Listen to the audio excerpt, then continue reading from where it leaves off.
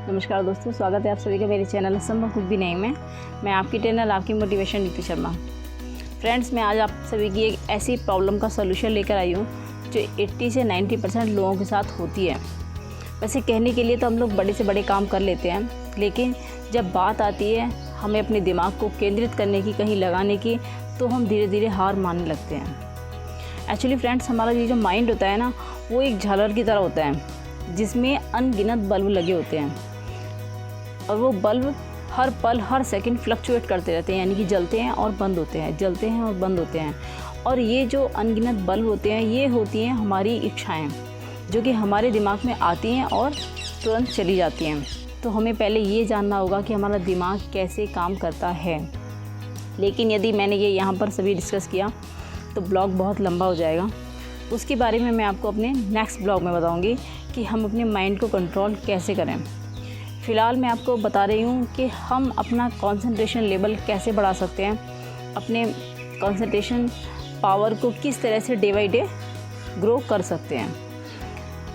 Normally friends, हम किसी भी कार को, व्हीकल को चलाने में परफेक्ट तभी हो सकते हैं जब हमें पता हो कि उसका कौन सा पुर्जा क्या वर्क करता है। यानी कि अगर हमें एक कार रेसर बनना है तो हमें पता होना चाहिए कि कार के अंदर जो पुर्जे हैं, जैसे कि क्लच है, ब्रेक है, स्टीयरिंग है या गियर है, तो इन सब का क्या काम है। तभी हम इसमें महारतें हासिल कर पाएंगे, एक अच्छे रेसर बन पाएंगे। तो हमारे दिमाग को कंट्रोल करने से पहले हमें पता होगा कि हमारा दिमाग वर्क किस तरीके से करता है और हमें उससे किस तरीके से वर्क लेना है। फ़िलहाल हम बात करेंगे अपने कंसंट्रेशन के बारे में कि हम किसी भी चीज़ पर कंसंट्रेट कैसे करें। एक्चुअली ये जो फ्रेंड प्रॉब्लम होती है, ये दो तरह से होती है लोगों में। एक तो ये कि हम सुबह से लेकर शाम तक, यानी कि डेली लाइफ के जो हमारे वर्क होते हैं मॉर्निंग टू नाइट, तो हम किसी भी काम में अपने दिमाग को केंद्रित नहीं कर पाते हैं। हमारा दिमाग किसी भी चीज़ पर 2 मिनट के लिए लगता है, 10 मिनट के लिए लगता है या 1 घंटे के लिए लगता है, और उसके बाद हमारा दिमाग वहाँ से उबने लगता है और हम वहाँ से हट जाते हैं। तो एक प्रॉब्लम तो ये हुई कि हमने किसी भी चीज़ में दिमाग को लगाने की कोशिश की, सुबह से शाम तक वो लग ही नहीं पाता है।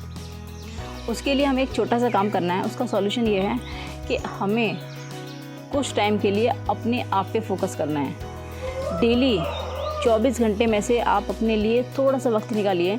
शुरुआत में आप फर्स्ट डे में 5 मिनट रखिए, उसके बाद 10 मिनट, 15 मिनट, इस तरीके से आप अपना डेली टाइम थोड़ा सा बढ़ाइए। और ये जो आप अपना टाइम बढ़ाएंगे, इसमें मिनिमम आप जो अपना लास्ट में टाइम रखेंगे वो 30 मिनट्स रखेंगे, मिनिमम 30 मिनट्स, और मैक्सिमम डिपेंड करता है कि आपके ऊपर आप कितना टाइम खुद पर दे सकते हैं, यानी कि खुद पर फोकस करने के लिए आप कितना समय खर्च कर सकते हैं फ्रेंड्स। और ये जो समय आपको देना है वो खुद को देना है, यानी कि अकेले बैठे हैं आप और अपने आप पर ध्यान केंद्रित करें।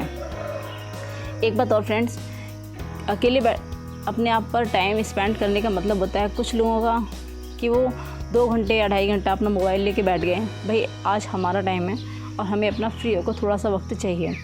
कुछ लोगों का खुद पर फोकस करने का मतलब है कि वो टीवी के साथ बैठ जाते हैं कि ये मेरा खुद का टाइम है और मैं इसे खुद पर खर्च करूँगा।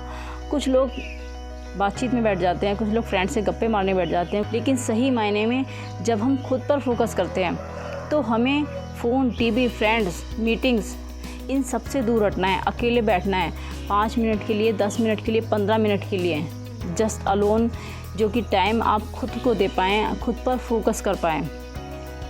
तो आपको उसमें ये करना है कि आप 5 मिनट के लिए एक कोई भी टॉपिक लेंगे, आप उस टॉपिक पर 5 मिनट तक लगातार सोचेंगे। अपने माइंड को आपको हटने नहीं देना है। किसी भी बारे में कोई भी बात अगर आपके दिमाग में आती है तो आपको वापस अपने उसी टॉपिक पर आना है जो कि टॉपिक आप आज लेकर बैठे हैं।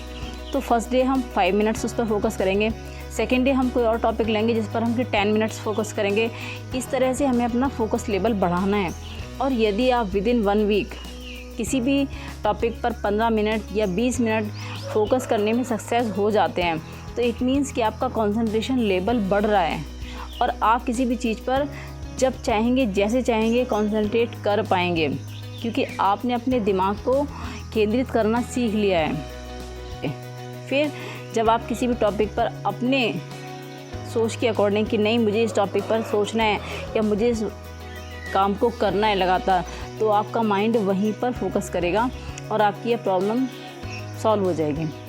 सेकेंड जो होती है फ्रेंड्स हमारी कंसंट्रेशन की प्रॉब्लम, वो ये होती है कि हमने अपनी ज़िंदगी में कोई बड़े लेवल पे काम करना है और उस काम को करने के लिए, चाहे वो हमारी सकता है हमारा बिजनेस हो या हमारा करियर हो, हमने उसमें कोई अपना बड़ा लक्ष्य बनाया है, लेकिन हम उस पर ध्यान केंद्रित नहीं कर पा रहे हैं, फोकस नहीं कर पा रहे हैं। तो ये प्रॉब्लम भी हमारे लिए एक मेजर प्रॉब्लम बन जाती है कि हमने अपना लक्ष्य तो निर्धारित कर लिया, लेकिन हम उस पर कॉन्सेंट्रेट नहीं कर पा रहे हैं, हमारा माइंड बार बार डाइवर्ट हो जाता है।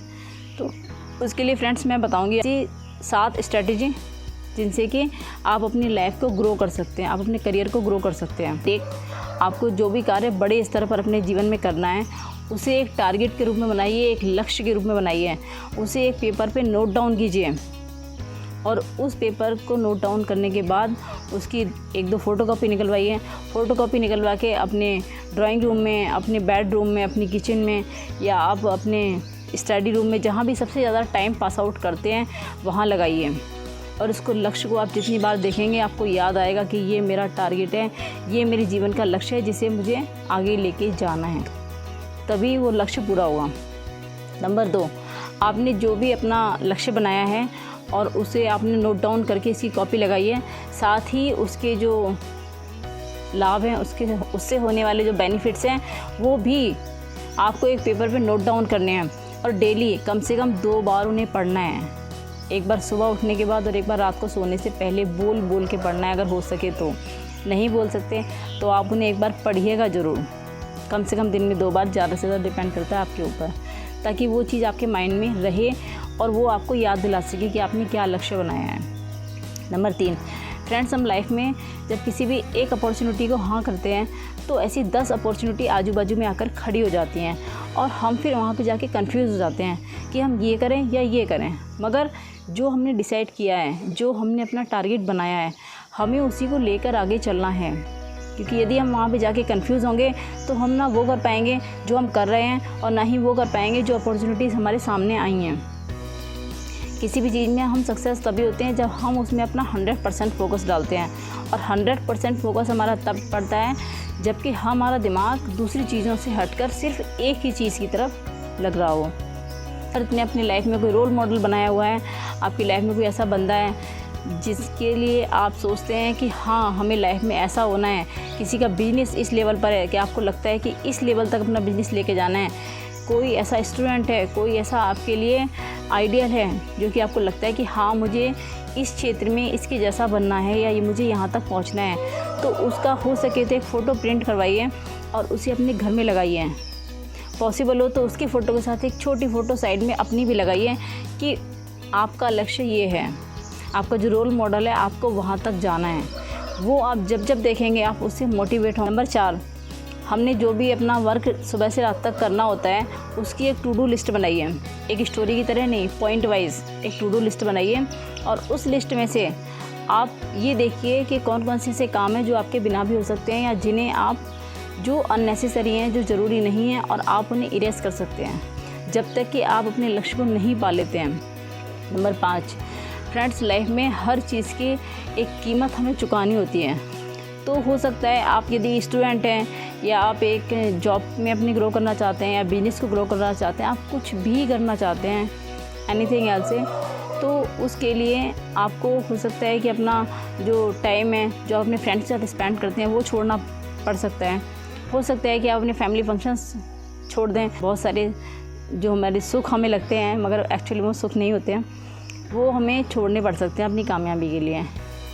नंबर 6, फ्रेंड्स यदि हम किसी भी चीज़ के लिए कोशिश करते हैं तो कोशिश हमारी इस हद तक होनी चाहिए जिसे कहते हैं हद पार कोशिश, हद पार होनी चाहिए ताकि कोई भी हमें उस चीज़ से ना रोक पाए। यदि हम किसी भी चीज़ के लिए कोशिश कर रहे हैं और हमसे किसी दूसरे बंदे ने कहा कि अरे यार तुम तो बेकार की कोशिश कर रहे हो इस चीज़ के लिए, ये काम तुमसे नहीं होगा, ये काम तुम्हारे लेवल का नहीं है, उसकी बात पर ध्यान मत दो, क्योंकि वो सब नहीं देख सकता जो कि हम देख सकते हैं। यदि किसी चीज़ के लिए टारगेट हमने बनाया है तो उससे होने वाले बेनिफिट्स और उससे होने वाले लॉस, यानी कि उससे होने वाले फ़ायदे और नुकसान दोनों पर हम अच्छे से गौर कर सकते हैं। वो हमारी जगह पर नहीं है, तो इसलिए हमें उसकी बात पर भी ध्यान नहीं देना है। और लास्ट और 7 पॉइंट मैं आपको ये बताऊंगी फ्रेंड्स कि हमें अपने माइंड को ऑर्डर देना है, रिक्वेस्ट नहीं करनी है। यदि हम अपने माइंड को ऑर्डर देंगे तो हमारा माइंड हर हाल में एक्सेप्ट करेगा। और यदि हम रिक्वेस्टिंग वे में अपने माइंड से बात करते हैं तो वो एक्सेप्टेबल नहीं होता है।